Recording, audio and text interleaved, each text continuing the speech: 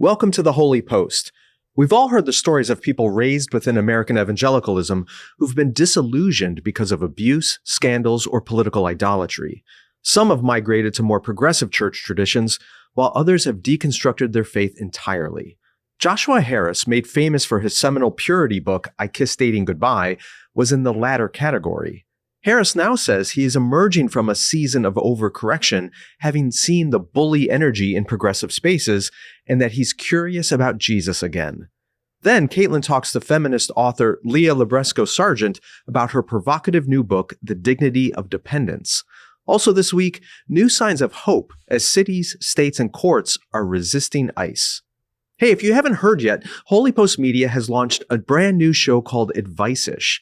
It's our version of an advice column where our hosts and pundits respond to your questions, conundrums, and difficult life situations. On recent episodes, we've talked about how to find a good church, when to leave a church, how to discern your calling, dealing with political divisions in your family. We even get into financial questions like how much to tithe and whether it's okay to spend money on a Disney vacation. We've called the show Advice-ish because we're honest with our advice, but there are always disclaimers. The show is what you've come to expect from everything we produce here at HOLYPOST Media. It's smart, fun, and always a little surprising. And it's exclusively for HOLYPOST Plus subscribers. So to get Advice-ish and all of the other exclusive shows and resources we produce, head over to holypost.com and sign up today. You'll not only join the wider Holy Poster community, but you'll be supporting our ability to make more faithful, pro-neighbor Christian content that our culture needs right now. Again, you can sign up at holypost.com. Here is episode 706. Hey there. Welcome to the Holy Post podcast. My name's Phil Vischer, and I'm here with a couple of dear friends. Is this NPR all of a sudden? What is happening? Sky Jitani is here all the way from South Wheaton, Illinois. Hi, Sky. Hi, Phil. Hi. And Katilyn Chess is here from Central Illinois, from Central Wheaton.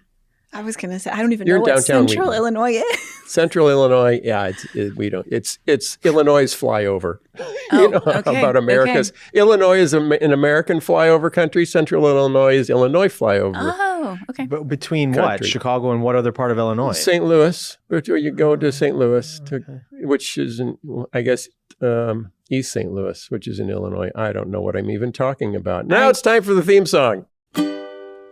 What's the news that you like the most? Who's your favorite podcast host? If it's breakfast, get your toast. It's Sky, Phil, Katilyn, and the Holy Post. Sky, Phil, Katilyn, and the Holy Post. And sometimes other people. World Relief is a longtime sponsor of the Holy Post. Last month, the unthinkable happened in Minnesota. Dozens of refugee families who fled war, violence, and religious persecution were unjustly detained, including children. These families followed every legal pathway available to them and were told they were welcome here, yet they were swiftly and without warning taken from their homes into detention. Several of the families detained were resettled by our friends at World Relief. The organization believes this could quickly spread beyond Minnesota, putting thousands of legally resettled refugees at risk of detention, including over 17,000 refugees World Relief is serving right now. What happens when a parent is detained? Everything collapses. Income disappears, homelessness and hunger looms. Families are too afraid to leave home. Children live in constant fear. In this moment of crisis, World Relief is responding. They're providing legal support, emergency housing and food, and trauma-informed care. Why am I sharing this with you? Because moments like these call for more than just moral outrage. They call for sustained, faithful action. If you're looking for a tangible way to be the hands and feet of Jesus, would you consider walking alongside refugee families through your faithful monthly partnership with World Relief? Go to worldrelief.org/holypost to get started. That's worldrelief.org/holypost. Holy Post is sponsored by Our Place. Unless you just pick stuff out of the ground and put it straight into your mouth, eating healthy starts with cooking healthy. Most cookware still contains harmful forever chemicals like Teflon. A single scratch on a non-stick coated pan can release 9,000 particles of plastic into your food and into you and your family. Our Place makes high-performance, toxin-free cookware. You can cook without worrying that the coating on your pan is going to end up in you. Plus, the cookware from Our Place is gorgeous. Great designs, awesome colors. You got to check it out. Our Place has a 4-piece cookware set that can overhaul your entire kitchen. The set includes 2 multifunctional always pans and 2 perfect pots in mini and full sizes that replace a whole stack of cookware. And buying them together saves you $150. So stop cooking with toxic cookware and upgrade to Our Place today. Visit FromOurPlace.com/HOLYPOST and use code HOLYPOST for 10% off site-wide. With a 100-day risk-free trial, free shipping, and returns, you can experience this game-changing cookware with 0 risk. That's FromOurPlace.com/HOLYPOST. I consider I-80 my Mason-Dixon line. Yeah. Anything don't below even that know. is kind of... Yeah, We're when I talking lived in the about- city, people would say I've never been past Harlem Avenue. That's funny, apparently. It's like that old New Yorker cover where it shows Yes. how the New Yorker views the world. Indeed. Yes. Yeah, many Chicagoans do not consider themselves residents of Illinois. Right. I have told a bunch of people since I moved here Yeah. that no one I know who lives here ever talks about Illinois. Yeah. They talk about Chicago. They Right. don't talk about Illinois. And I Yeah. have lived in some states that are big on the state Yeah, that they well, are. Texas. And Texas, Colorado, California, like Some care states about are the big state. on their state. They're big on their We are state. not big you on can our buy state. so many things in the shape of all those states. No. But I've never seen No, an Illinois we don't. pancake maker. You can get a lot of things in the shape of the city of Chicago. Or the Chicago flag is the very Chicago popular. flag I see all Or over a the place. Chicago hot dog. You can buy a lot of things in the shape of a Chicago hot dog or Mike Ditka. Mustache with Mike sunglasses. Ditka pancakes. I have no idea who that is. You don't know. Oh, you gotta leave. You cannot live here any longer if you don't know who Mike Ditka is. The Bears. Okay. Hello, folks. Hi, friends. How's it going? Last week I promised good news this week. Some love and puppies. That's what. Where are the puppies? We're getting a new puppy. Yeah, okay. Have you settled on Wait, the name? what? It's happening? It's happening. Have you settled on a name? No, we've not. We went and saw the puppies on Saturday, though. Have you settled on a puppy? Yeah, that's Well, a good we have pick of the litter, and there's 6 of them, and there's 5 left, and So So do you have a favorite? they're too little to know the personalities yet. But yes, we have a Right. favorite based on color and gender. But Oh my gosh. wow. well, that's how you pick dogs. Okay, I guess. Yeah. Don't take Yes. offense to that. Cheapers. My gosh. Care about Do you personality. have a favorite Sky. based on socioeconomic class? Not yet. Okay. Let's see which one is Yeah, more but we do need a entrepreneurial. name. We need a name. See which one You can. have some picks though, right? You We have a list. long list of names that no Yeah. one can agree on. What goes well with Steve? That's what I was That's asking. what- Edie. Yeah. Steve and Edie. Cute. Do you remember Steve and Edie? No, Steve and Edie Gourmet. I don't remember. Gourmet. Yeah, they Is were that it? they were singers. Oh, yeah. I may be getting this Yes, wrong, but yes. they were classic singers that showed up on the Johnny Carson show a zillion times. Steve and Edie. Some of the Skypod listeners, because I threw this out to them, they said we should name it Martin, like Steve Martin. Oh, Or- I was going to say, because it's or going to be a Irwin. boy, Irwin right? came up. Steve Irwin. Steve Irwin. Dusty or Dustin from Stranger Things, That's because cute. Steve and Dustin. That's cute. Or it could be Marty, as in Steve Martin and Martin Short. Yeah. Oh, Steve and Marty's Marty. a cute puppy name. Marty. It's going to be a big dog, though. Or so it could we- just be completely grating, like Steve and Fido. Yeah, Spot. really exaggerate the weirdness of Steve. Mhm. Okay, what's the good news? What's the good news, you ask? Well, last week we talked about cows and that they're learning to brush themselves so they can eventually take up arms against Okay. us. But that's not the good news this week. The good news this week is that 5-year-old Liam Conejo Ramos is back home in Minnesota. Now, if you say he was abducted, people will get very angry with you. He was obviously, he was just taken into custody by babysitters, by professional, armed and masked babysitters who took great care of him all the way to Texas and then kept him there for a week, taking wonderful care of him to keep him safe from the cold in Minnesota until a judge said, you have to stop keeping him there, let him go, and get him back home. Was he with a parent the whole time? Yes, his father was, yeah.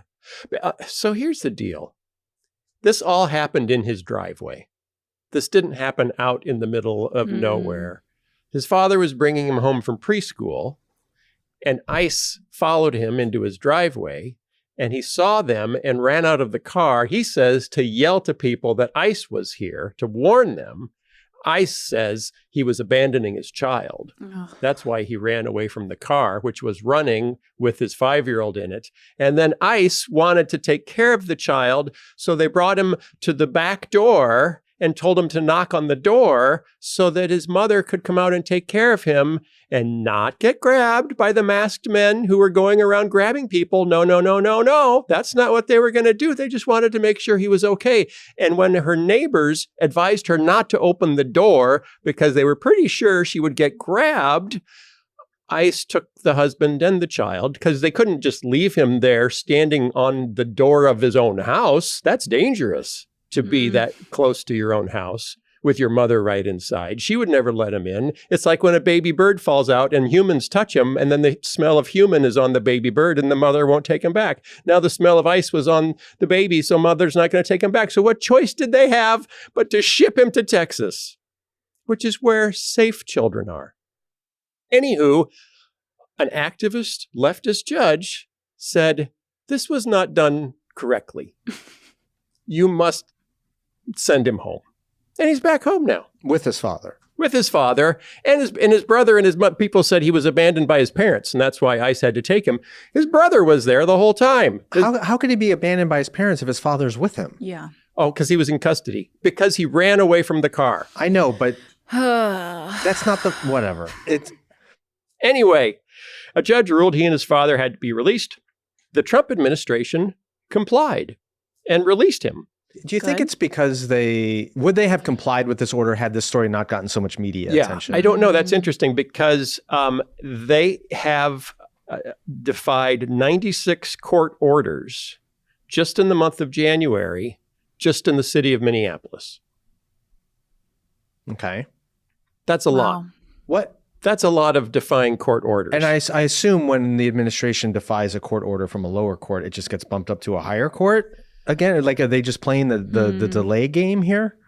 Like, what are the consequences when the executive branch defies the order of the legislative branch? Well, the consequence is a constitutional crisis eventually, because obviously you can't. I mean, the federal judge, the highest-ranking federal judge in Minnesota, was about to call the head of ICE into court to declare him in contempt of court for continuously defying court orders. Which would do what?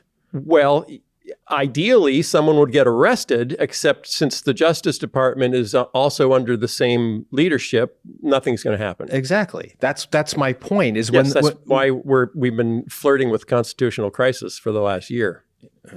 I almost wish the crisis would just get here so we can deal with it. I don't know but we don't know how to deal with it. It's territory we've never been in before. But my non-expert reading of the Constitution would be when you have an administration which is continually defying the authority of another branch of government. Yeah.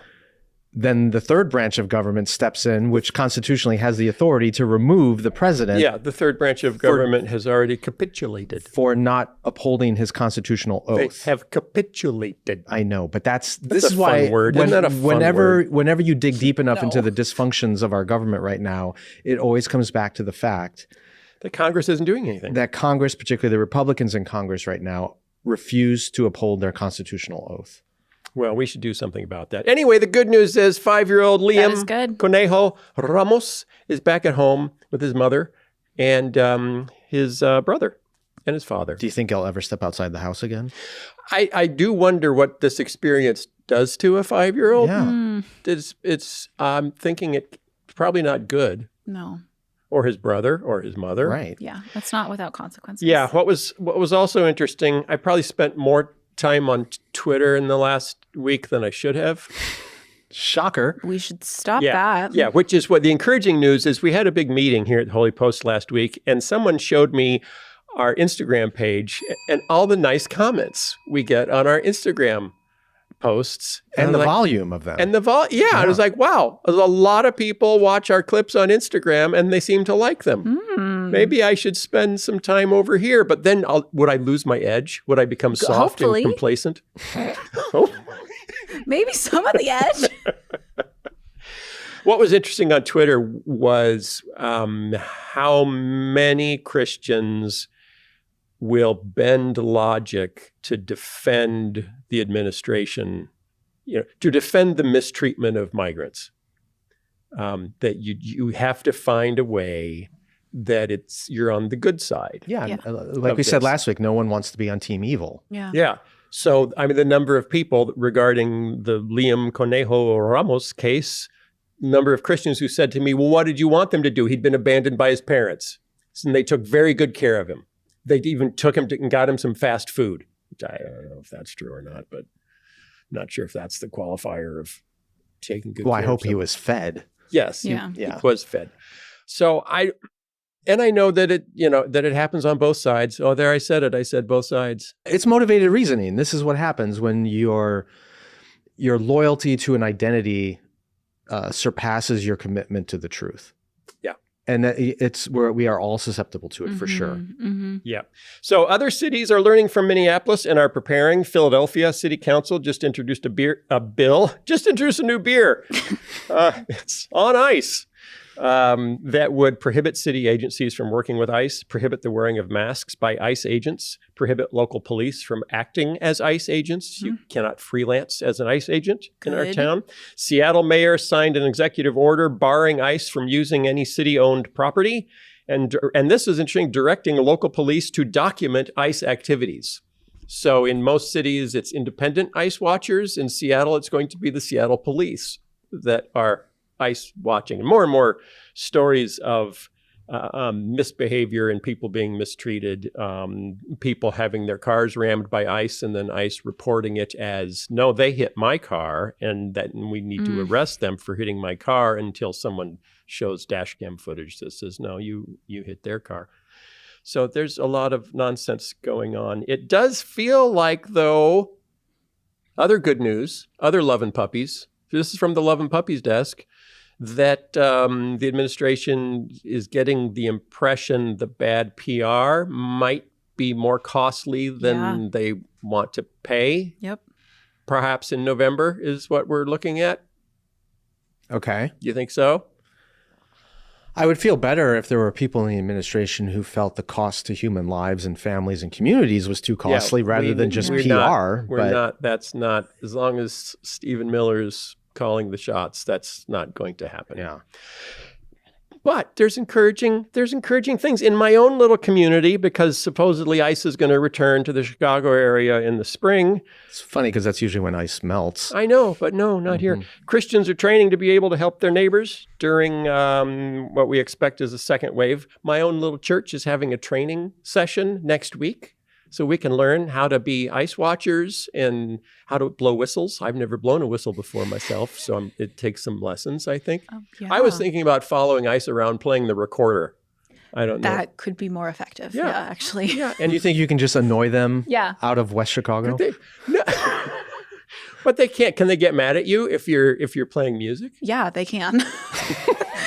On a recorder? Yeah. I can. How about I was going to say. What if I followed them around with a zither? What's a zither? It's a multi-stringed instrument that you tap with tiny hammers. I thought that was like Zipper with a lisp. All right. That's all I really wanted to talk about that. But it's a positive story this week. I mean, it's still bad. It's still horrible and terrible and horribly bad. Yeah. But it's positive. Well, thank you, Phil, for finding that little kernel of corn in that pile of poop for us. Liam Conejo Ramos is back home with his brother and his mother. And other cities are learning from Minneapolis and saying, all right, we're going to be ready. We're going to be ready. They're not going to abuse our residents. And churches in Minneapolis are doing all sorts of amazing work. They're new food pantries. They're delivering groceries to people. And in many cases, it's a family where one member of the family is undocumented. And so they're not fearing all deportation. They're fearing the family being broken up. And so no one will leave the house. And that's true in our area, too. There are families that haven't been out of their houses for months now. And so people are delivering groceries or taking their kids to the doctor or to school, helping out in any way they can. A lot of people are inspired by what churches are doing, which is interesting because for a while we were really discouraged by what Christians were supporting.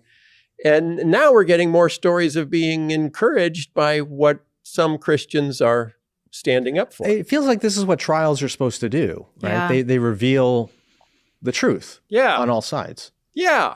So you know who Josh Harris is? Mm-hmm. Do you know who Josh Harris is? I do. Can you just tell us in a brief sentence? I think he's most famous for having written I Kissed Dating Goodbye, which people might know from the man in the cowboy hat on the cover. Mm-hmm. That's not a cowboy hat. It's like a fedora, isn't Well, it? yeah, okay, a fedora, some hat. I can't picture it. There's a man with a hat on the cover, sort of like tipping his hat. It was after I'd already kissed dating goodbye because I was Because you were married married, yeah. with children. Yeah, when was that book published? That's a good question. 90, I I'm going to say definitely read it. 95. 94. I'm going to say. It was 97. Oh, 97. I went the wrong way. I was in college. I was born. I had been born by then. I don't think it's totally fair to pin all of purity culture on him, but he is often the name that He was gets a purity thrown culture around. celebrity. He was a purity culture celebrity. Yes. His two brothers, twin brothers, wrote a book called Do Hard Things. Like he had family members that were very involved in like evangelical publishing, speaking, but he was the one that was very focused in the purity They culture. were influencers. They were influencers. Because they weren't pastors. No. They Right. weren't. And they were barely all of them. adults. I was going Right. to say all of them published quite young. Yeah. Almost as young as you. Almost as young as me. We were talking about I that was an earlier. adult. Yeah. When did you get your first publishing contract? I was 23. Oh my gosh. That's too young. I'm That's sorry. amazing. Can anyone? Do we know how old? So Josh Harris was probably in his teens. He was still. probably quite young. Yeah. Yeah. And So he's probably got you beat. yeah. But his book was not as heady as yours. I Well, will do and research his as you had talk. more Yeah, thank you. influence than mine did. No, but only barely. Only just, Right, just only a just little barely. bit. So Josh Harris kissed dating goodbye, and then how many years later kissed Christianity goodbye? Quite a few. It's only in the last few years. I mean, he, a few years ago, was involved in a documentary talking about the effects of his book, Okay. I Kissed Dating Goodbye, and just his talks on purity culture on a generation of evangelical teenagers.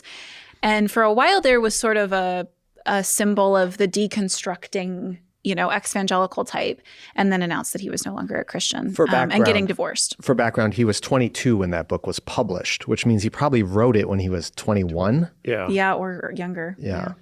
Did he even have time to date before he could kiss it goodbye? Well, yeah, he didn't, which is the right thing to do. Did he never date? Do we know? I think he courted. He courted. Okay. Yeah. Where your parents Your parents you have a arrange chaperone, things, there's a chaperone. and you have to have a sitting room. And Or a parlor. a horse must be involved. And a carriage. A horse and a carriage, yeah. So Josh Harris posted something on Instagram, which I've just learned is a thing. Good for you. Fascinating. Posted something on Instagram, a multi-page message that has blown up a little bit and really caught our eye. On the first page, it just says, "Is Trump leading me back to Jesus?" Hot take. That's provocative. That's clickbaity. I clicked. Like, what does that even mean? It says, "I don't know how to say this, and it probably won't make sense, but it feels like President Trump is leading me back to Jesus. 8 years ago, when Donald Trump was first elected president, I gave him partial credit for the unraveling of my faith. Trump broke my faith. Watching the evangelical world embrace him was a moment of significant disillusionment for me. It felt like seeing behind the curtain." This is not an uncommon reaction. Like realizing what had really been driving so much of the church all along. It made everything feel compromised. In the years that followed, I went through a season of overcorrection. I can admit that now. I lived in reaction. If Trump and his supporters were for something, I was automatically against it. Not being like them became a defining force in my thinking. All right, can we pause there? Yeah. Because I think I've seen this a lot. Yeah. And I appreciate that he's acknowledging this because Totally. a ton of people are going to resonate with this narrative. Yep. I agree. Okay. Is that all you wanted to That's say? all I wanted. I didn't know if anyone wanted to add to that Wow. or give I'm some not color, sure some color You've commentary. ever interrupted with such a concise statement. I will continue. I adopted a condescending posture. I othered people. And whenever we do that, we lose some connection to our own humanity. At the same time, I started noticing the same bully energy in progressive spaces that I'd experienced in conservative ones. There was just a different orthodoxy, a different list of correct beliefs that made you righteous and acceptable. But underneath it, I felt the same fear I had felt in the church, the same anxiety that if you said the wrong thing or didn't signal hard enough, you'd be judged, labeled, or pushed out. I thought I'd left a high control environment, but I had mostly just joined a new one. Now, you've brought this up before. Yeah. this idea. I love your name for it. Or did you come up with that or someone else? Me and a friend, we talked about the second slap. The idea that you get slapped once by the conservative evangelical world that you grew up in. And that slap is not, just being hurt by them. It's the sense that I thought that these were the people who cared about scripture, who wanted to be faithful to Jesus. I believed them when they said they cared about those things, and then they acted in ways that made clear that that wasn't true. And then you go and you find more progressive Christians, and you find those spaces online, I think mostly, and it feels like, oh, wait, these are the people. They're reading the prophets about wealth and poverty, and they're talking about the injustice that's happening in the world, and they're reading Revelation as this, unraveling of earthly power, and they're the people who are serious about their faith and they care about scripture, and I can put my lot in with them. And then the second slap is, oh, wait, actually, some of the same dynamics in that first group are here again. And part of the dynamic is you have to believe exactly the same things I believe or you're out. There's a kind of certainty with which all beliefs are held that make it impossible to ask questions or to make mistakes and get forgiveness. And so the second slap is not just, oh, the same dynamics are replicated in this environment as the one it came from. It's also, where are the people who actually care what scripture says and are trying to be faithful to Jesus? It feels like in different ways, both of these camps are really concerned about different kinds of power or different kinds of virtue signaling or different kinds of in-group behavior. They're not actually concerned with following Jesus. And it sounds like what Harris is saying here and what you've expressed too, and I've certainly experienced, is that both groups have deep fear and contempt for those outside their group, right? It's about othering and demonizing the opposition. They're the bad people, and good guys and bad guys. Exactly. Mm-hmm. So how do you draw the other people in your political cartoons? Yeah. What do they look like? Yeah. Do they look slightly less than human? Yep. Josh writes, fast forward to now, Trump has been back in office for over a year. This time, the use of power is more blatant and ruthless than ever. It's authoritarian and dissent crushing. It looks like ICE raids. It looks like families being torn apart. It looks like people being detained, disappeared into systems with very little recourse. It looks like people being shot in the street. Going to the next page. And as I sit with all of this, afraid and unsettled, I find myself drawn back to the stories that shape me, the stories of the Bible, the stories of kings and prophets, of Nebuchadnezzar and Daniel, of Ahab and Elijah, of Pilate and Jesus, not as doctrine, but as story. Story as a way of making sense of the world. And when I look through that lens, I find something new. I find a fresh awe at what it takes to stand up against unchecked power. I'm seeing Jesus not as a mascot for anyone's politics, but as someone who stood alone before the bullying power of his day and refused to bow. Which brings me, he says, to the old Keith Green album cover I shared at the start of this post. And this, really resonated with me because I had that album. Mm-hmm. When I saw this, I literally thought Phil's going to get excited about the album, and I don't know anything about it. Yeah, it's the Keith Green album, No Compromise, and it's a really amazing piece of art on the cover. It's one of the better illustrations I've ever seen on a Christian album of a Daniel-like figure standing up when everyone around him is bowing before a Nebuchadnezzar-like king. And the interesting, if you can Google that picture, Keith Green, No Compromise, but Google the image, because Josh talks about, he says, I used to stare at this album cover for hours as a kid. Everyone is bowing before the king. Everyone is face down. Maybe they bow because they believe. Maybe they bow because they're afraid. Maybe they bow because it's easier.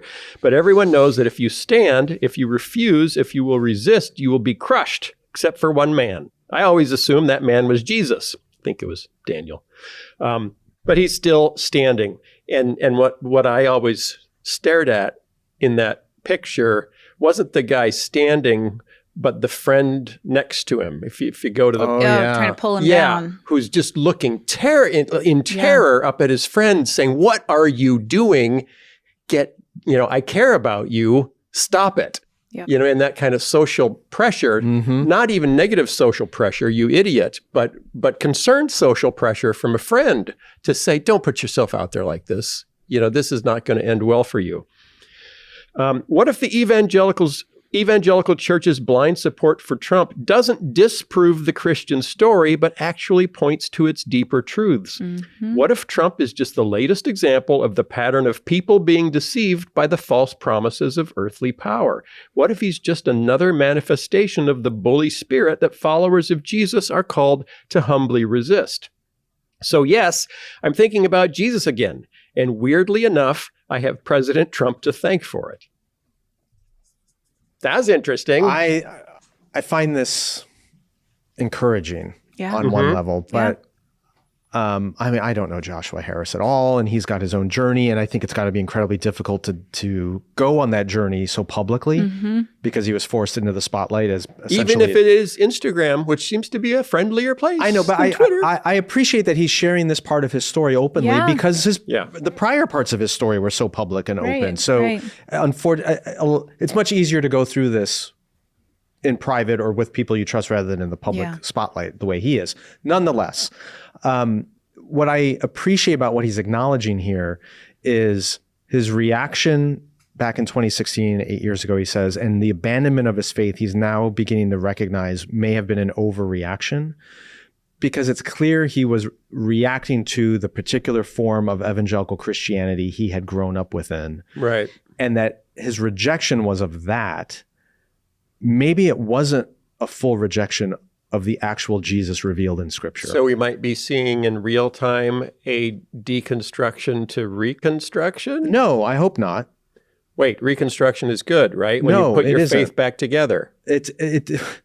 I think, I know, this sounds strange. Okay. If you're deconstructing a false vision of Jesus, I don't believe you reconstruct a correct vision of Jesus. Okay. I believe you receive it. Yeah. Oh. You receive it. From whom? From the Holy Spirit and the Scriptures the Spirit inspired. And your new group of friends? And hopefully by people who are also filled with the Holy Spirit and genuinely trying to follow Jesus. Yeah, but that's what you thought the first time.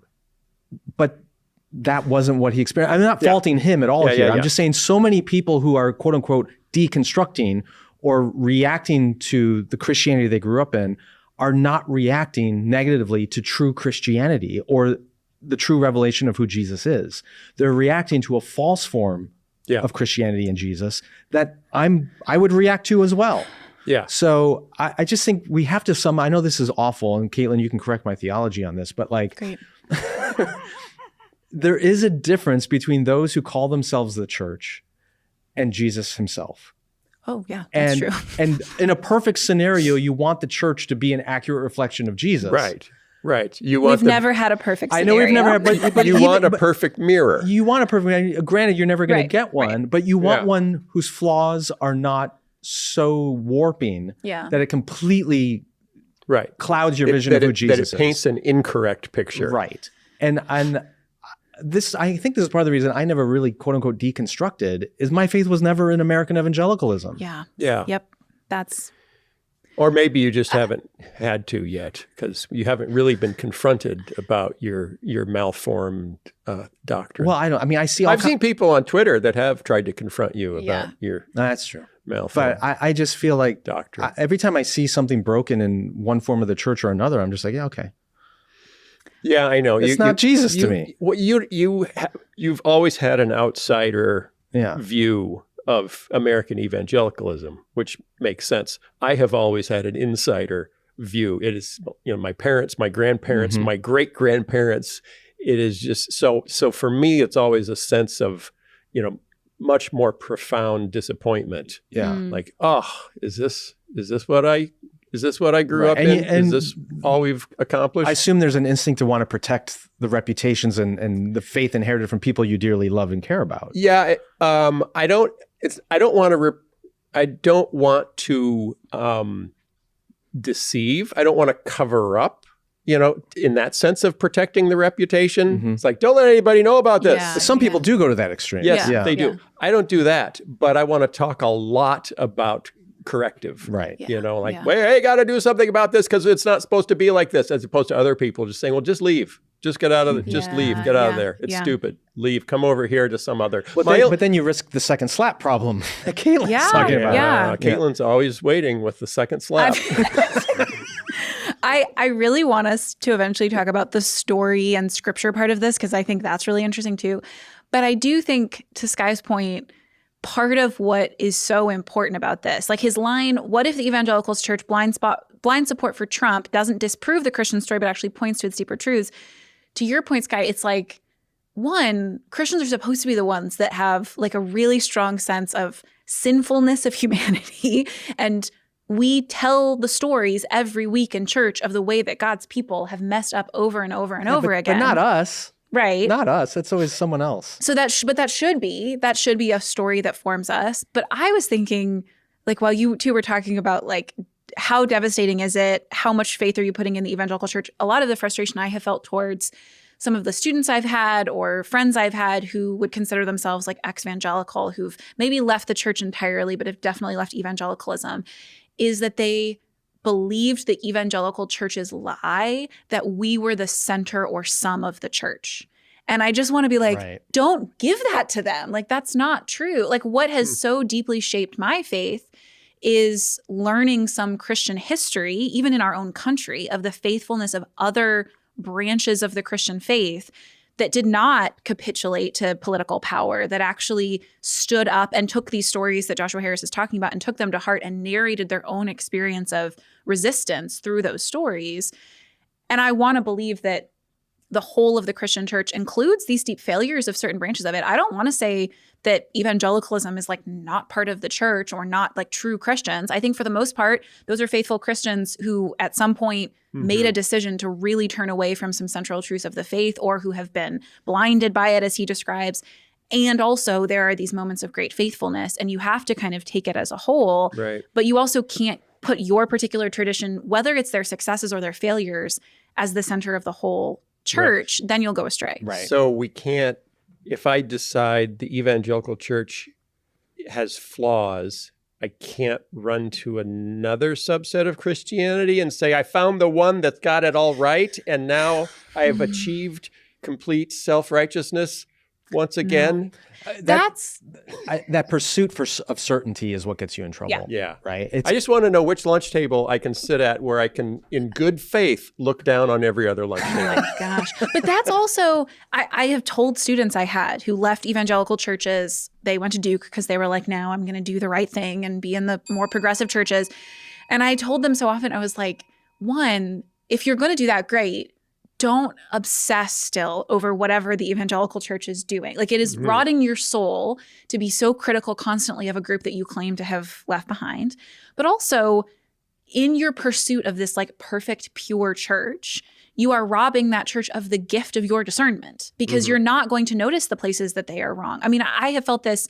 We posted a clip of me talking about progressive mainline churches and evangelical churches. And there were some people in the comments that were just like, no, like, this is the church that is more faithful. This is the church that's more like Jesus. And it's like, maybe on some particular thing, you are seeing some faithfulness, and I want you to celebrate that. If you lose a sense that these are fallen humans that will make mistakes, that will go wrong in certain directions, usually characteristically, like there will be certain directions they keep falling into. If you lose sight of that, something really wrong can happen, and your community will fall prey to it, and you won't be prepared to be honest and to repent and to lament what was been done and to be realistic going forward. Yeah. Okay, can I ask something? Yeah. He says, I'm seeing Jesus not as a mascot for anyone's politics, but as someone who stood alone before the bullying power of his day and refused to bow. If I'm kind of repicturing Jesus as primarily a revolutionary, haven't I then made him part of a political? Maybe. It's like, he shouldn't just be a T-shirt for a rally. Yeah. And I'm not sure I agree with the way he phrased that. Yeah. Because Daniel literally refused to bow, or Shadrach, Meshach, and Abednego refused to bow to the idol in the book of Daniel. But Jesus' response to power was, ironically, to surrender himself to it, to allow it to consume him and destroy him and kill him on the cross, in order to show its ultimate weakness, because he triumphed over it through the resurrection. So if you merely see Jesus as a revolutionary who resists the power of the world, that's not quite the message. It's how he resists that's so critical. Yeah. Because he resists through nonviolence, through surrender, through surrendering his own body over to. So it's a very particular form of resistance that Jesus stood for, and that the Christian is called to emulate. Speaking of these stories, Katilyn, is there a danger when we say, I'm not going to focus on doctrine, I'm just going to focus on the stories? Doesn't doctrine There's always a danger. matter? Yeah. It's funny. I read this and thought this was so interesting because I'm writing a dissertation about, a very specific example of this, but broadly my dissertation is like, what do we do with the fact that I think it is a good thing that we take biblical narratives and try and inhabit them to understand our own circumstances and find both the courage to act faithfully and direction as to how to act. And yet those are also way slipperier. Like you give someone a story and say, live into it. You are, you're Israel that's waiting to be liberated out of Egypt, or you are Daniel, or you're Esther. There's something powerful about that. There have been examples in Christian history where that motivated people towards great acts of faithfulness and justice.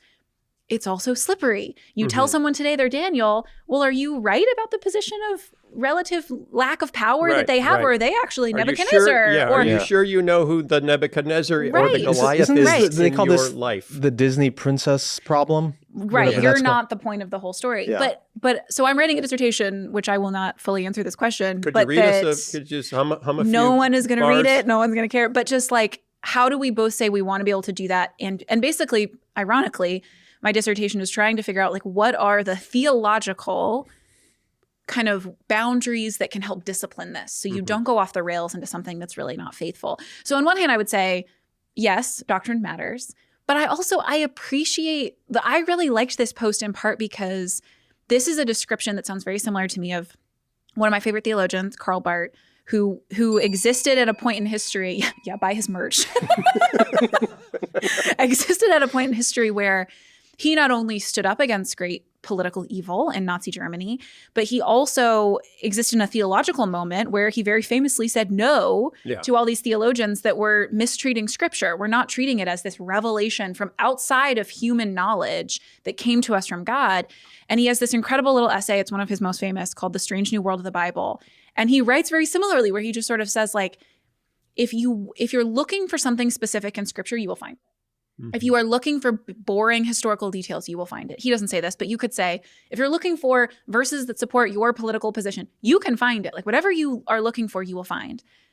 But if you go in looking for the strange new world of God, which to him is, if you go in going, I will be confronted, I will be surprised, this is not going to conform to the things that I already believe. And he gives this beautiful description of like wandering in the desert with Israel and the burning bush and hearing the voice of God and that being a way to encounter scripture afresh. And so I appreciate this because I think anyone who is coming back to the faith or, considering the faith anew, being in the stories and going, goodness, this says something that is true about the world, but it also feels outside of human knowledge. And maybe it could guide me and it's really powerful. I think that's a beautiful way to start. And especially for many people who were kind of beaten over the head in evangelicalism with like, know all the right things. If you know all the right theology, you'll do the right things. I think this is a good corrective to go explore these stories that have shaped Christians for a really long time. See what you discover. Expect that it will surprise you. Can you go very wrong? Yes. But also, this is one of the risks of reading the Bible, is that like you could get it wrong. But like if you are going, there is something beautiful and surprising here and I want to discover it, I just want to applaud that posture. I think that's a good posture to have. Yeah. Yes, Guy? I was just thinking about the danger if you're a young person growing up in any particular faith community, if that's the only exposure, community or that tradition is the only exposure to Christianity you have, and then it goes sideways, this is what happens, right? So at what age or what faith development stage, when do you deliberately try to introduce people to other traditions, other doctrines, other forms of Christian faith? Depends on how angry you want their parents to be. I know, that's what's rough. And I was thinking back to my own experience and like, I never... Speaking as someone who may have experience in that. Like, because of the diversity of my home growing up, I was kind of a third culture kid. Like I always knew many people in my life who were not Christians, who were not evangelicals, who were wonderful people in many cases. So I never grew up with this illusion that evangelical Christians were the good people and everyone outside were the bad people. But beyond that, even when I was kind of faith curious as a teenager, I was reading so broadly the stories of people outside of white American evangelicalism who were followers of Jesus, whether they were Roman Catholic or from the Black church tradition or other cultures or backgrounds or times. And I saw all these different examples of Christianity that did not look like suburban American white evangelicalism. Yeah. And it inspired me. It gave me glimpses of who Jesus is in a way that I wasn't putting all my eggs in the evangelical basket. And I just wonder, what can ministries that are trying to form the faith of younger people do to give them that experience without getting in trouble with their parents all the time. I don't know if it's possible. But how do you help someone find the truth if you don't start out by saying, my tribe has it, and I'm going to give it to you? See, it's interesting that so many people were introduced to Christianity by an evangelistic tract or a Billy Graham sermon, not from starting with the Bible, but starting with a hyper-condensed version of evangelical theology. It's not the stories, it's the conclusions we've drawn from the stories and distilled down to a single pill you can take and you're a Christian. And so then there's just so much unpacking to go from that, to go from the 4 spiritual laws and work backwards all the way up to Jesus or even the Nicene Creed. Okay, last word goes to Katilyn. Encouraging? Yeah, that's my goal. No, like this. Oh, this. Yeah. I thought you were being like, could you be encouraging? I was like, I could try. I think it's encouraging. Yeah. And I hope that this story from him encourages some people who might have had that second slap and gone, I don't know. I've been told actually maybe this whole thing is bad. Maybe this whole thing is evil.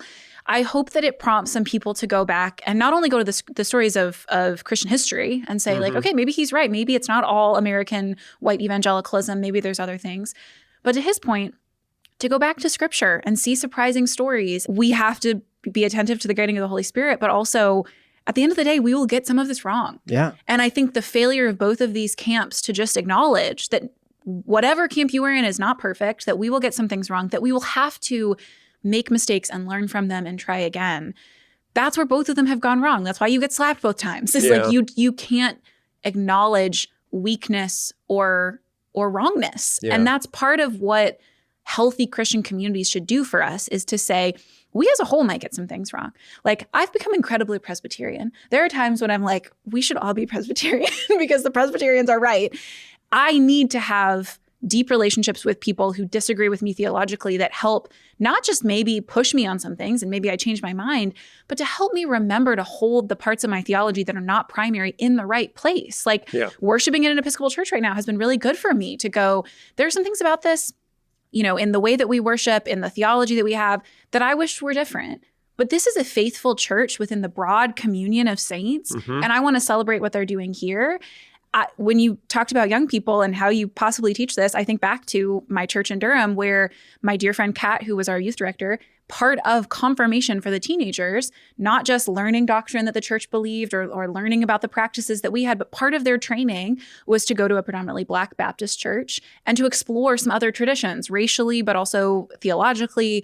And I think it's important not just to say, hey, there are Christians who are different from us, who are doing faithful things.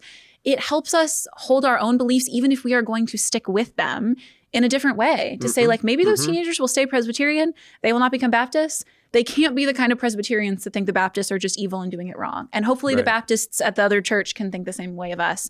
And it's not just about exposure. It's about having that internal sense that I could be wrong about this, and it will not cost me my salvation if I am wrong about this, and it won't cost me my community if I'm wrong about something. Oof. It's tricky stuff. We can try. So be encouraged. Trump is turning people back to Christ. Exciting times we live in, don't you think? And Liam Ramos is back home with his cute little bunny ears. Could you, Katilyn, as you're writing your dissertation, what if you published each chapter to HOLYPOST Plus? I think my advisor would kill me. And then you could get feedback. It could be like a community interaction. Who would subject themselves to that? It's only an idiot.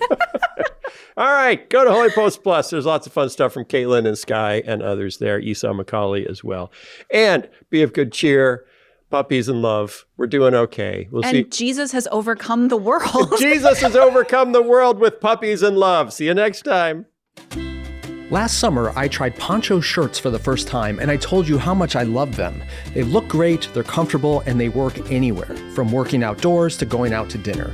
But Poncho shirts aren't just for the summer. They've also got a line of flannels and denim shirts that are perfect for the colder seasons too. Here's my beef with most flannels and denim shirts. They just feel too bulky and stiff. You feel like you're in a spacesuit. If you're lucky, the shirts will break in over time, maybe. But that's not the case with Poncho's flannels and denim shirts. They feel different, they're soft and they stretch. They're extremely comfortable and broken in from day one.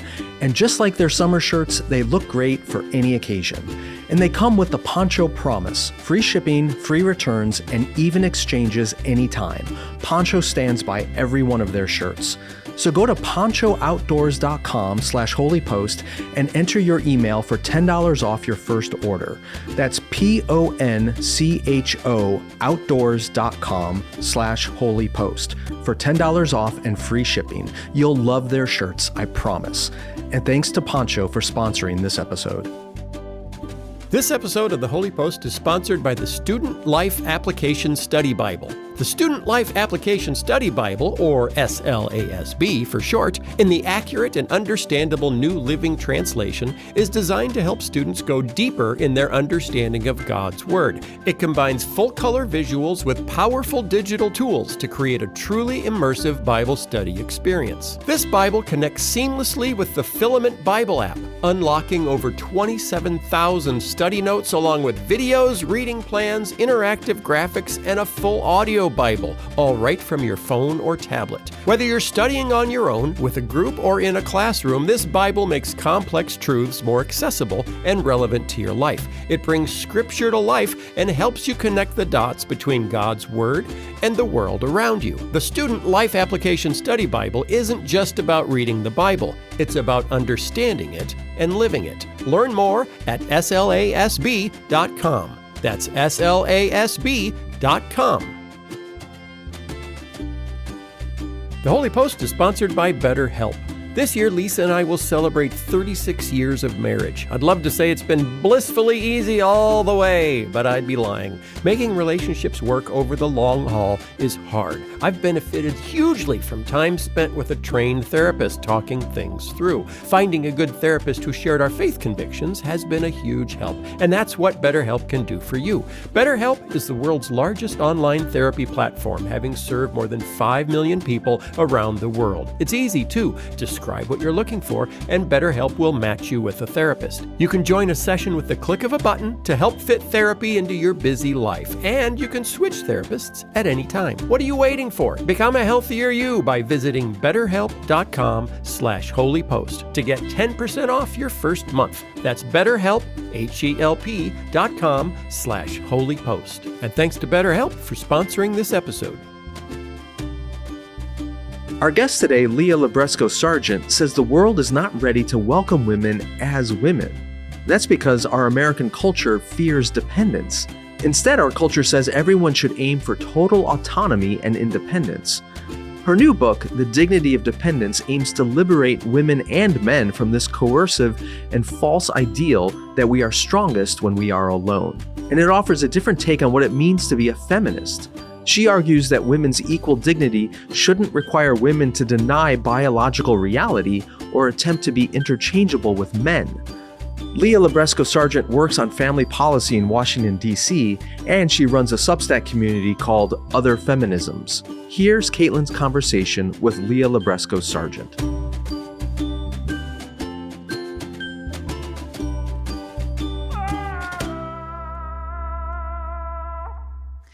Leah, thank you so much for joining me today.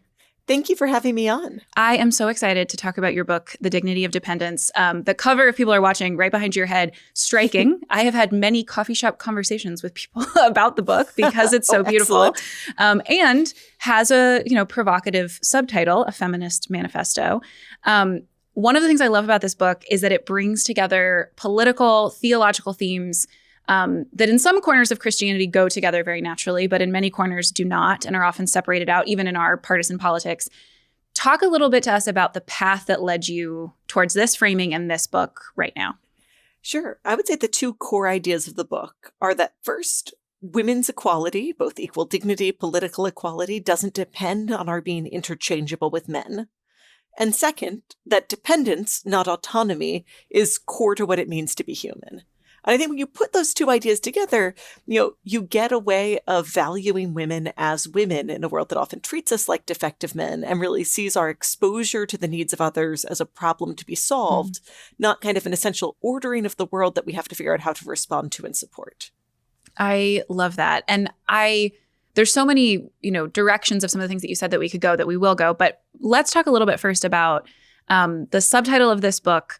What makes this a feminist take? And if you could also give us a little bit of background on your other feminism Substack and kind of the larger conversation. I think many of our listeners are probably not aware of some of the other feminisms that are increasingly discussed in public right now. They might have an older view of what constitutes feminism, or even a more current view, but one that's pretty constrained by the political options that are often available to us now. Yeah, I'd start by saying how I define feminism. Yeah. I ran an event at my parish where I had people sign up on whether they did or didn't consider themselves a feminist and how they defined the word, kind of divided by whether they identified with it. So I think it's helpful to put your cards on the table. I think feminism is about thinking about what it means to be just to women as women, rather than as generic human beings who are kind of unsexed or disembodied, or as defective men, which I think is an error we can slip into even when we would never endorse that idea explicitly. And so for me, that takes a couple forms. I do use the name other feminisms for my Substack to make it clear both I welcome a range of people, including people who disagree with me, and because I think it's pretty clear I'm not a mainstream feminist, because my focus on what it means to be just to women, and not try and solve the problem of there being women is part of my being pro-life. And that obviously does not put me in the mainstream of contemporary feminism. But part of how I think about it is I think everyone, whether you identify with the word or not, and whether you're pro-life or not, has the experience of seeing moments where women are asked to fix the problem of being women, where we aren't accommodated as we are. I think one example, Caroline Criado Perez has a wonderful book kind of going through these different things in the built environment, is surgeons whose mentors, women surgeons whose female mentors teach them how to use equipment in non-standard ways because their surgical tools are proportioned for men's larger hands, and they can't use them as they were designed because they were never designed with women in mind. I think you don't really matter whether you identify with the word feminist, whether you're pro-life is irrelevant to go. Women should be welcome in the world as women. Yes. And my goal is just to apply that rule consistently over a wide range of domains. Yeah, I so appreciate that. I would love if you could give us some of the other examples you give in the book, both in this realm of kind of just generically how we live in the world, and even in this realm of fertility and reproduction, of how you describe the world as not made for women. Because I think people might even hear that part of it, and we sort of expect women, in order to achieve equality, to become functionally men, or we treat them as defective men. Like you said, there's probably a lot of people that are like, I don't know anyone who thinks that, or I don't know how that could be true. Give us some color to how not even just these injustices exist that might not be intentional, but do affect women disproportionately, but also how are we, and even trying to remedy those problems, often asking women to be functionally men? I think you'll find more explicit examples of them. There's a woman who's a doctor who really promotes perpetual contraception. So women who are on the contraceptive pill usually have a run of placebo pills where there's breakthrough bleeding, and then resume the non-placebo pills. And it gives kind of the image of a normal period, even though it's not happening in exactly the same way. Understandably, when people don't want to be pregnant, they do wonder, well, what's the point of the bleeding intermittently? Yeah. But, one woman has really doubled down on the idea of just take the normal pills the whole time. But she really frames it through the idea that having monthly cycles at all is kind of bad for women. Not only are there moments where you're dealing with menstrual bleeding, but, a natural cycle does involve kind of ups and downs, easier and harder periods. And it'd be better, she thinks, to live within a narrower range of what normal looks like. So you might lose some of the peaks, but getting rid of the valleys would be worth it. And she really frames this through a matter of gender equality. She says, think about your daughter going to take a test. Like, if it's a hard day in her cycle, shouldn't she have exactly what a boy has, the freedom from this? And, I understand what she's pitching, and I understand why it might be appealing. But I also think it's harder for Christians to sign on to, because it really starts with the idea that there's something fundamentally not good about the way women are. And as Christians, we have to add the way God has authored them. We think women and men are both touched by the fall, But that's really different than saying, the main thing women do is have to transcend the tragedy of being born women. Yeah. I think that comes up again and again. Yes, I so appreciate that. And I don't think we often, it might be even a little easier in the realm of fertility reproduction to think of the ways in which, even whether it's medical or not, women are often given the options of, if you want to have a certain kind of career or you want to have a certain kind of life, the standard that's already set for you is male version of success. And the way that you get that is by changing something about your body in some way. Talk a little bit about one of the examples you give in the book that was just so helpful for me as an example of how we just sort of assume that equality means men and women are treated the same way or should operate in the same way. Talk to us a little bit about the basketball example. Yeah. I thought this was so helpful. It's so funny. I saw someone on Twitter say, I really didn't expect there to be so much basketball in this book. And to be honest, as the author, I didn't either. That was kind of a surprise that emerged. But I like it because it's an example everyone has had some familiarity with. So there's been a long-running controversy that's kind of settled into equilibrium for now about where the three-point line should be for women's basketball in contrast to men's basketball. And the question is, should it be equal in that it's the same distance from the hoop for men and women? Or should it be equal in that it's equally hard for men and women on average to sink a three-point shot from their respective lines? Because however much you train and practice, women on average are shorter than men. So the equidistant line isn't really equally hard for them any more than the equal 10-foot hoop is equally hard to dunk on. And it's been really controversial. And, it's a matter of inches is the adjustment they're thinking of making in either case. But what's funny is for something that's a relatively small adjustment, whether you do it or not, it's provoked really harsh language on both sides, in part because there's a real fear, and I think a grounded fear, that if you paint two lines on the court and everyone can see the lines, that when people see those two lines, they go, why are there two? And you say, well, the women shoot from the closer line. People say, oh, so they play an easier game. Like they don't play for real the way the men do. That they don't think is as equitable. They just go, it's lesser. Yeah. And I think what's fascinating is amid all these fights, the women play with a smaller ball in the WNBA. And that's not as controversial because you don't start the game by bringing out both balls, which I think, honestly, from a bleacher seat, you'd have a little more trouble telling the difference. But you don't show everyone the difference before you start. But women get a ball that's better sized for their hands. But the lines you can see, and that's where I think you can kind of tell that this isn't about justice, it's about shame and stigma. The more visible an accommodation for women is, the less likely we are to get it. Because to show the accommodation is helpful is to concede there are some real ineradicable differences between men and women. And if you've really based your appeal to our equality on interchangeability, anytime you expose a lasting difference, you're endangering that claim. Yeah. Oh, I so appreciate that. Before we move into, a lot of the book is not particularly about gender or sex. It's really about this false story that we have learned to tell about what it means to be human. Before we get into that, I've listened to some interviews you've done about the book, enjoyed so many of them. One conversation, I think it was on Mere Fidelity, that I really enjoyed, involved a little bit of a discussion about, the book is framed as it is dignifying and it is valuable for us to be dependent because we are dependent creatures. And that relates in some significant ways to how women experience the world. And I think one of the people on that show asked you, is it true that women are uniquely dependent, that they are more dependent in some way because of their bodies or because of a spiritual or even emotional feature? Or are we as women more uniquely aware of dependency or have an experience of our lives that make us more focus on the areas where we're forced to realize that we are dependent? I'd love to hear you talk about that a little bit before we talk about how do these examples of women help us also see it's not just that we get something wrong about women, we get something wrong about what it means to be human.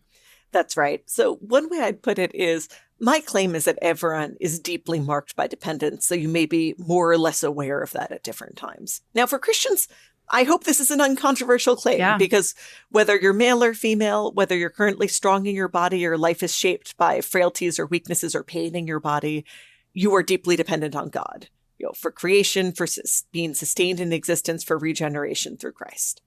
So that's a big dependence right there, no matter how strong you are in the eyes of the world. But for secular readers, I think that's still the case that there's going to be big moments in our life where the idea of autonomy cannot hold. Yeah. And if you do take autonomy as the ideal of what it means to be the most full and flourishing human you can be, and if you take dependence as unpersoning you to the extent that you could become the licit target of violence, whether through abortion or euthanasia, then you're really setting up people to look at their lives as failures for large swaths of it. Yeah. You start as an infant in the womb, you're born, you're not very particularly independent at that point. And even if you're strong, and even if you can't get pregnant, even if you're a man, so these particular forms of dependence that can encroach on your autonomy won't happen to you as intimately. You'll have periods of illness. And if you love people, even though you can't gestate your own mother, your mother's needs will make a big impact on your life and will eat away at that sense of, I'm the master of what happens to me. Nothing happens but what I will, that goes with autonomy. So what I really say is the question isn't, are you dependent at your core? The question is, if you're pretending to be autonomous, when are you going to get caught? Caught two ways. When will you get caught by yourself? You'll realize this isn't true, that this is a mask you have to put on for the outside world, that you can't lie to yourself about it. And when will you get caught by others? You just can't keep the lie or sustain the lie indefinitely. And I think women tend to get caught in both ways earlier. Women, because of our capacity to bear life, are aware that we are not fully our own, that we can't define completely the boundaries of who we care for and how through our will alone. But women also are more often caught out visibly, publicly, by others as both being more open to dependence or being marked by dependence ourselves. But men will get caught eventually. And living a long time within the lie, passing as autonomous, will make it harder to live well when you're eventually exposed as dependent.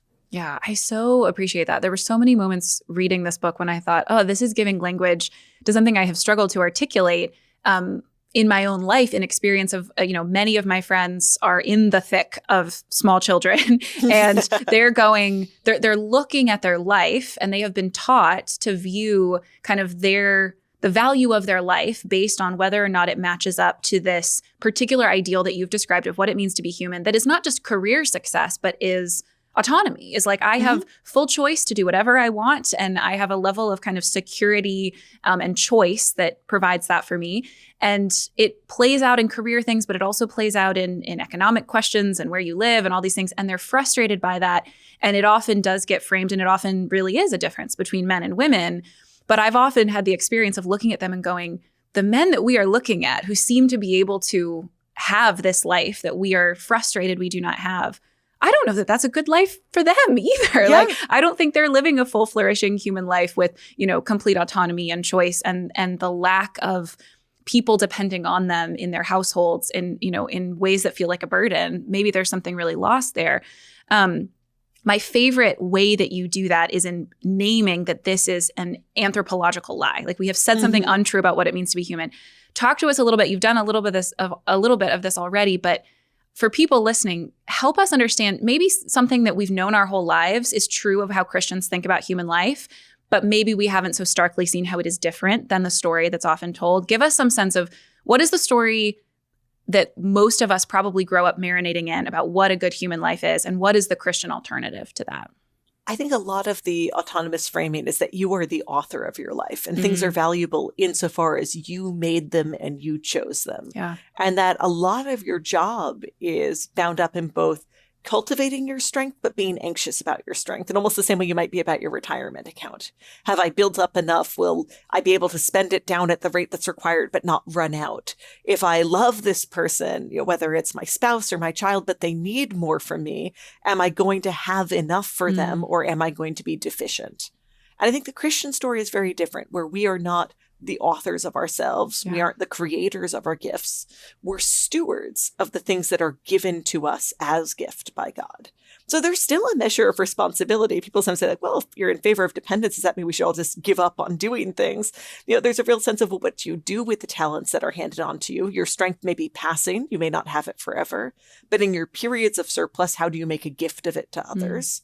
But it just does not start with the idea that we are sufficient for the responsibilities in front of us. That even in those moments where we feel like we have a sense of mastery, we're on top of what we're doing, which is obviously not how I feel with 3 young kids day to day, that sense of mastery comes from things we have been given, not things we have earned.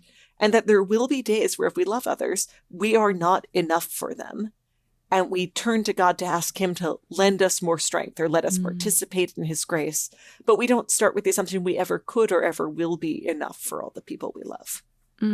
I so appreciate that. I'd love for a minute to hear you talk about some of the more like truly policy parts of this book that are not just attending to the story that we tell that is a false story about what it means to be human, but also point out, as you did earlier with, sort of the like some of the fertility things. You give some other examples in the book of like crash test dummies, like real material ways that women are disadvantaged. But you also have a section of the book where you're talking about here are ways in which our legal frameworks, not just the stories we tell, but the legislative means that constrain us, cause problems in how we think about care and how care actually gets given in people's families and homes. Talk to us a little bit about some of the policy reasons that we devalue certain forms of care or make it really hard for people to give care.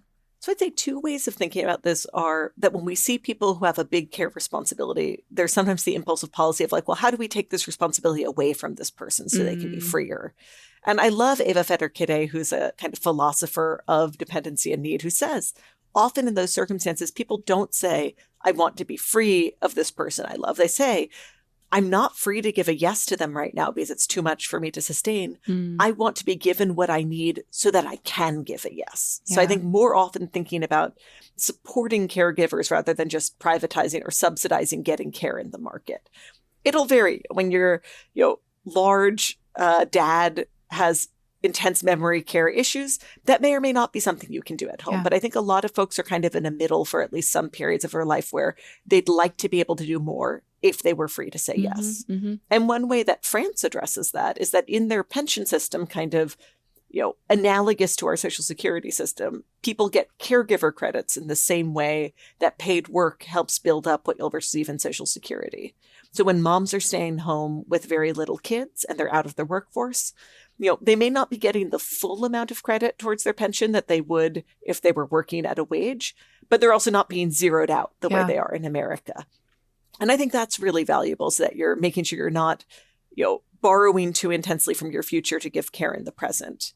In America in particular, there's often the tendency to treat care from the people who love you as though it obviously costs them nothing to provide and therefore doesn't need to be compensated, or as though it's kind of scammy to do in the first place. And so one that we think that really stands out is the SSI program. And this is a disability program for people who don't have a long work history, who don't qualify for our more generous disability program. So SSI doesn't give you that much support. But what it does that's really pernicious is that, if we were sisters and I was on SSI and you bought me groceries sometime in the month, you're like, oh, let me go pick up some of the things Leah likes and drop them off. I'm not going to ask her to pay me back. She's on a really limited budget. I have to deduct the cost of the groceries, send the receipt to the government, and get that much less in benefits per month. If my mom is letting me live in her spare bedroom, she has to calculate the imputed market rent for that bedroom, even though she would never take in a random boarder, so that the government can deduct it. Because if I'm getting this free from someone, the government shouldn't have to support me. This is something that the Biden administration was going to soften a little bit so that you could get meals from your family. That was the amount of softening they were doing. And it looks like that's getting rolled back. It's not being fully implemented as a rule. But I think that's one of the simplest, absurd things we do where we treat people's care as fundamentally suspect or kind of cheating. Yeah, that was such a helpful couple chapters of the book to realize there's not only the strength of the stories we tell that make it harder for our experience of our everyday lives to match what we believe a good human life looks like, but there are also legislative ways in which this is harder. Talk to us briefly about, I think probably many of the people listening, probably at the very beginning thought like, I'm a feminist in the sense that I believe women are equally valuable and I care. And many people listening are probably pastors, church leaders who care about women in their churches. Talk to us about what men can do, whether it's in how they think or how they act, or if they have some level of power in an institution or a community, to recognize the ways in which, as we talked about at the beginning of the conversation, women experience dependency in a way that men should also, and men often do, but men often have more mechanisms to avoid. I think, especially in the workplace, the best fruit of the COVID pandemic has been more room for hybrid work, telework, and flexible work. That, giving people a little more room to say yes to something that someone else needs in their community makes our community stronger. It makes it easier for people to have those relationships of love, whether they're familial relationships or friend relationships. And I want to say I was the beneficiary of this today because I usually take my son to the pediatrician by bike or walking. I don't have a driver's license for a variety of reasons. And it's 10 degrees with wind chill here. So my husband's work was generous. He's a teacher, but they got someone to cover giving his test in the morning so he could drop me off at the doctor. And then a friend of mine came and picked me up from the doctor. So it's those kind of little moments where you just say, okay, well, when I look at my way my work is ordered, if I'm a boss or if I'm running an organization, if someone has a friend who's sick, is it easy for them to find a way to help? And if it's quite hard or it'd be a weird exemption, well, can I do something so that those small interruptions that come from someone's, passing needs of, I need to bring this person soup. I need to pick her up from the doctor's. I need to go grab her prescription. Like, how easy is that for someone to do where you are? And could it be 10% easier to start with? I so appreciate that. Before we get to the last question that I want to ask, we said earlier, the title is The Dignity of Dependence. The subtitle is A Feminist Manifesto. We've talked about the feminist part. Let's briefly talk about the manifesto part. We've talked about kind of the main themes and arguments in the book. If it's a manifesto, I imagine there's like a little bit of conflict involved. Give us some sense of like who are, whether it's people or ideas, like what are the main arguments being made and who is, who stands to benefit from them that your book is interested in opposing? Well, it's funny. I really liked having the word manifesto in because, to look at the cover, right? It's pink. It's got a woman carrying a baby. And I really liked the cover because one of my friends said, the baby looks heavy. So it's not just, idyllic, like it costs her something to carry the baby. But still, when you have this kind of cover, it's easy for people to think like, oh, this is kind of just women are valuable. Like, let's think about that. Maybe I'll put one of the quotes on Instagram and it will be kind of warm. And I want people to know, like, my book is saying that we've made a fundamental mistake legally and culturally about the human person.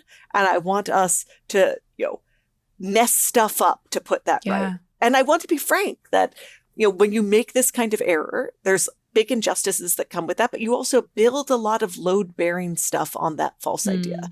And so trying to rework it will break some stuff as you go, as you're trying to rebuild on a firmer foundation. I think Manifesto conveys, if you read this book, like it's going to be a little dangerous to change your mind about stuff. You won't fit as naturally into the world you understood because you'll see parts of it that you no longer feel comfortable living with.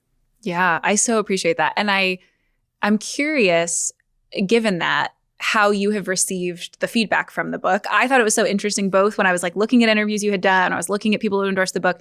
There's such a range theologically and politically of people who appreciated parts of this.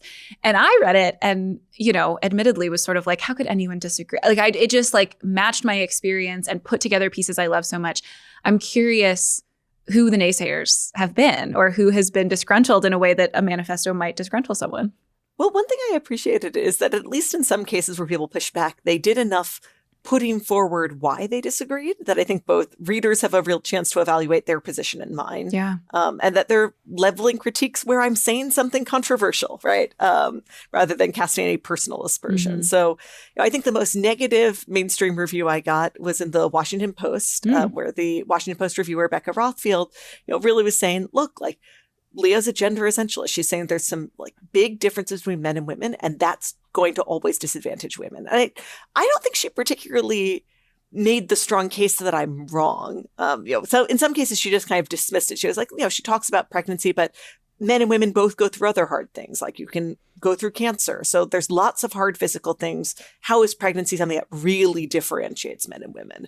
So she's posing the question. I think lots of people who come into the review sympathetic with her might at that point say, wait a second.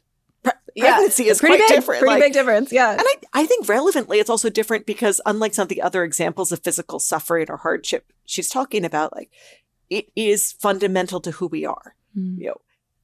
If cancer disappeared tomorrow, we'd all rejoice. If pregnancy disappeared tomorrow, that would be the end of us, right?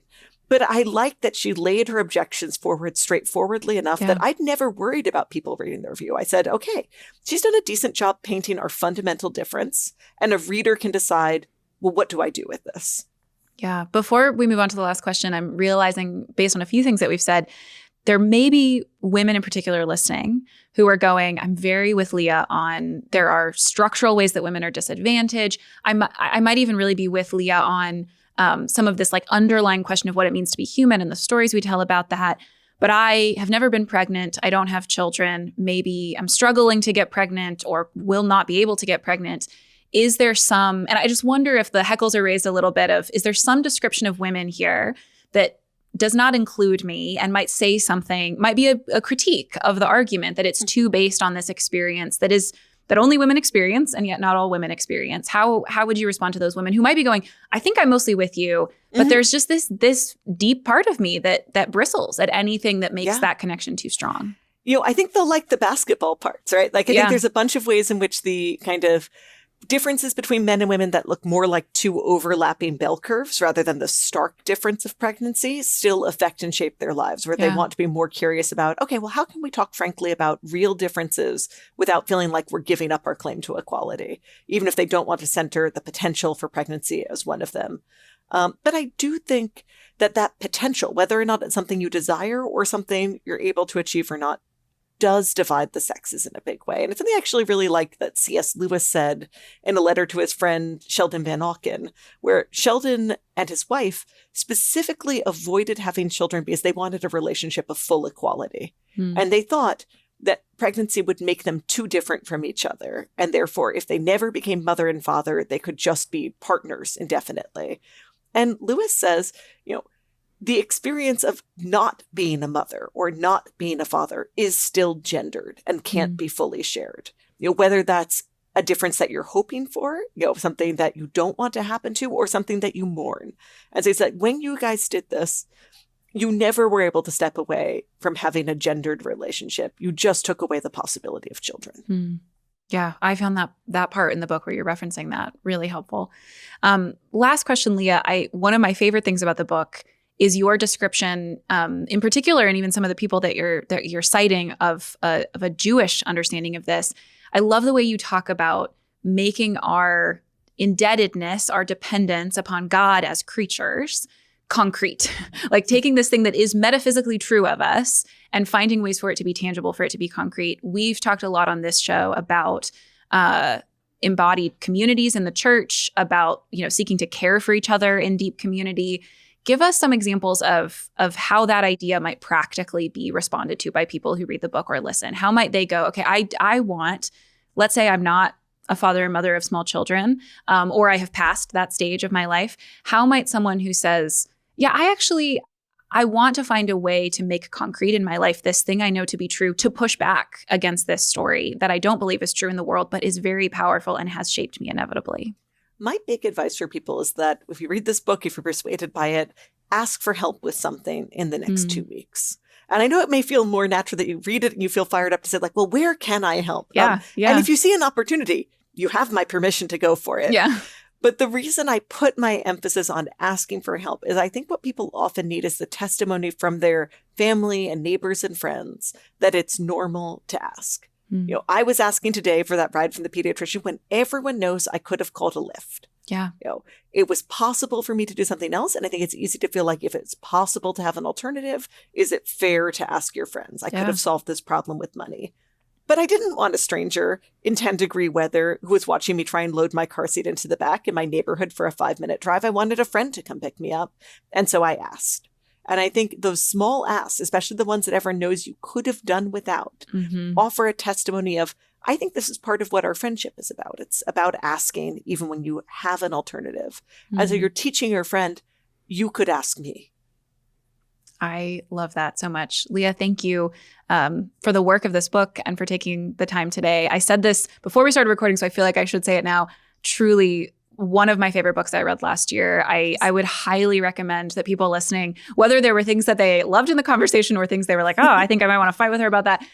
I would just highly encourage them to read it because it's incredibly well written. It makes arguments I think we really desperately need to hear, and it puts things together that most of the time our politics tries to force into different camps. So thank you so much, Leah. Thank you so much. Hey everyone, if you liked this video, like and subscribe so that you can see more videos and other people can find more thoughtful Christian content.